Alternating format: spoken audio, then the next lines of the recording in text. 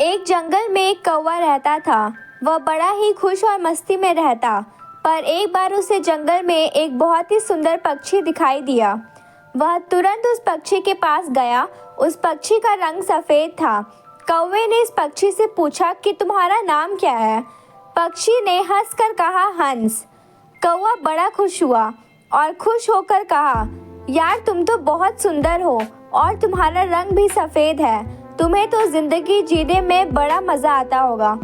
हंस ने कहा, नहीं, मुझसे ज़्यादा भी कोई और सुंदर है।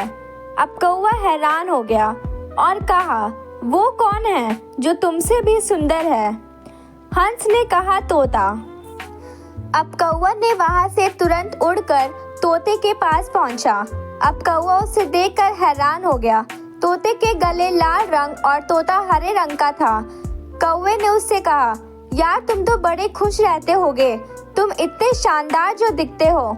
तोता मायूस हुआ और कहा, नहीं, मुझसे भी शानदार और सुंदर तो मोर है। अब कौवा वहाँ से उड़कर मोर को ढूंढने लगा। उसने कई दिनों तक मोर को ढूंढा, लेकिन मोर उसे नहीं मिला। लेकिन कुछ दिन बाद उसे पता चला कि मोर शहर में चिड़ियाघर में है। अब कौवा चिड़ियाघर पहुंचा और उसने मोर को देखा कि वह एक बड़े से पिंजरे में बंद है और बहुत से लोग इसके साथ फोटो खिंचवा रहे थे। यह देखकर कौवे को थोड़ी जलन हुई।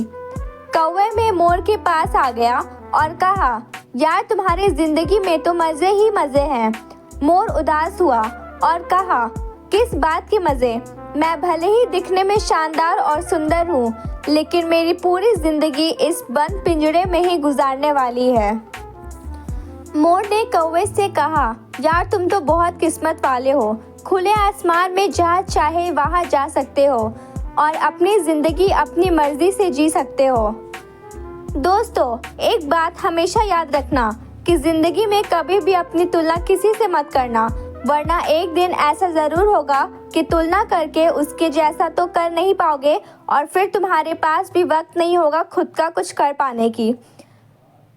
अगर आपको मेरी ये कहानी पसंद आई हो तो प्लीज़ चैनल को लाइक और सब्सक्राइब करें। Thank you.